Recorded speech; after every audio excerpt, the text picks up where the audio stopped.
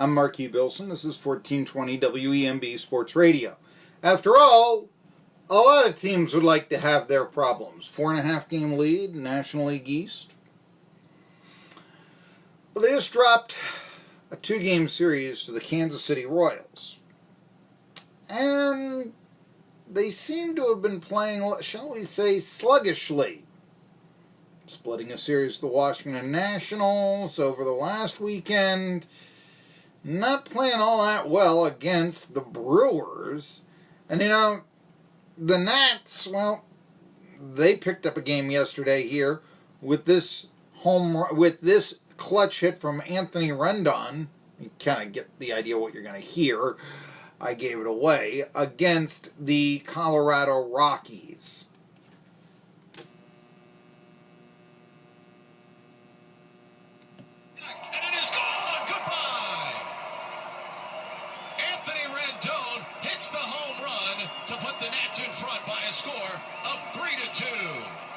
Yeah, the sound was turned down there. That wasn't a lot of fun. Let's do this again. Estevez into the wide. Rendon hits one to deep left center field. Tapia going back, going way back, and it is gone. Goodbye. Anthony Rendon hits the home run to put the Nats in front by a score of 3-2. So there you go. 4.5. The Braves will play the Phillies this weekend. Phillies have been dropping like a brick. They're in third place now.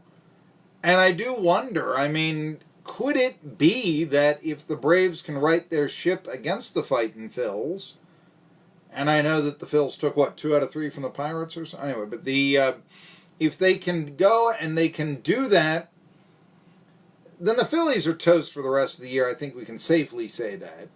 And you just got to wonder what they're going to do with Gabe Kapler, who increasingly looks just, why did you hire him again? We're going to go with the new wave manager and all that. And yeah, I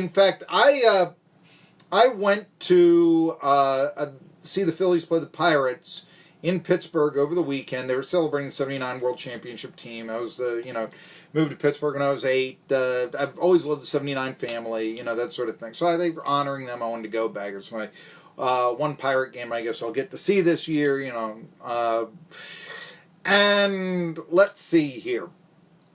One of the opportunity also to bet against Daniel Norris. They've got a casino next to the ballpark. They do sports gambling in Pennsylvania now, so, He was on an 8-game losing streak, and you're not getting any good money, like I said, betting against Daniel Norris. He pitches tomorrow, by the way. But I wouldn't bet against him in that game, actually. He's up against a pitcher for the Mariners who's probably just as bad. But 8-game losing streak, yeah, you want to kind of pan that one out. And so, anyhow. 1420 well, you're not going to call us here on that line. The circumstance then comes to this. So I went up there. I asked a fan next to me. There are a lot of Phillies fans there. And I said, do you have a problem? Are you happy with the way the Phillies are building their club, in which, Bryce Harper really seems to be that, model ball player?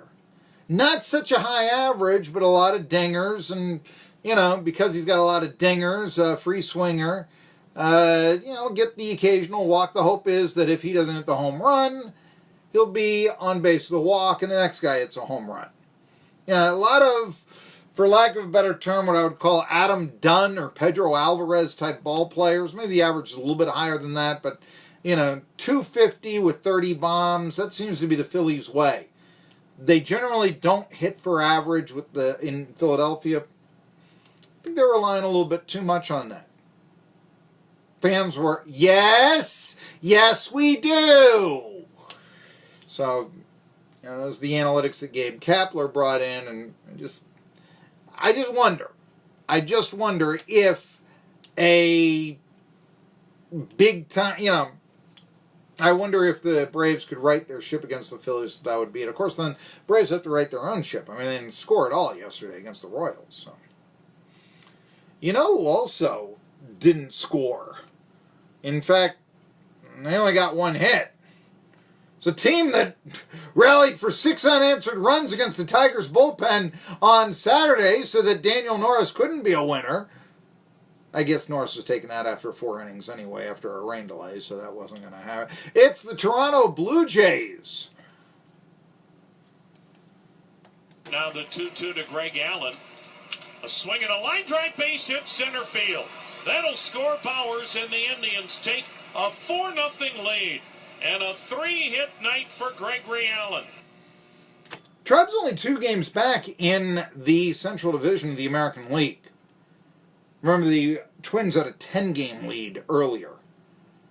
That looks to be a pretty decent pennant race. Problem is, we really, unless you're a Twins or an Indians fan, I mean, and this is the problem with 3 divisions in every team, we really are going to be disappointed if our team doesn't make it, or the Yankees and the Dodgers don't make it. Really, let's look at the Yankees and Dodgers. From the objective standpoint, we know right now those are the 2 best teams. I mean, maybe you can make an argument for the Astros.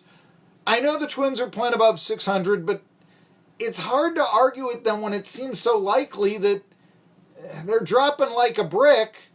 The Indians could overtake them, but even then, Indians don't have the lineup of the... they're not built the way the Astros are. That's why they got beat by them in the playoffs, right? They don't have the, lineup that the Yankees do.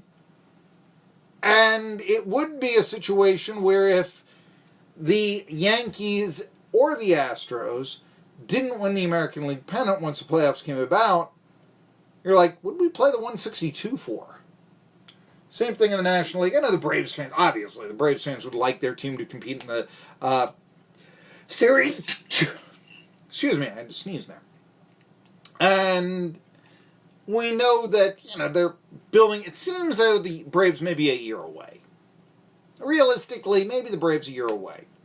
Not so much that they got swept in a 2-game series by the Royals. Not so much there.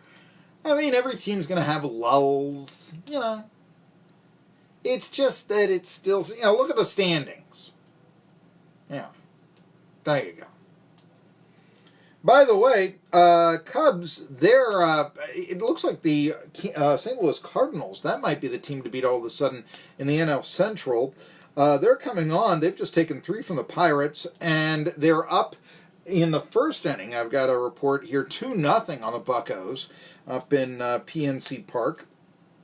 And then with the knowledge that Chris Bryant, third baseman of the Cubs, he was taken out of yesterday's game for a loss to the Giants.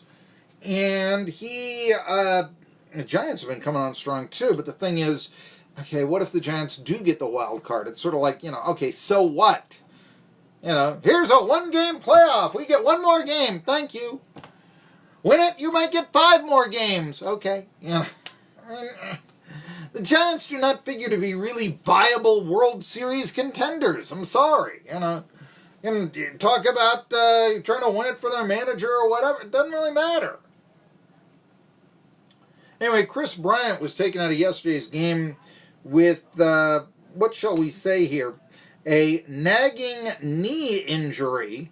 And there's no timetable on him.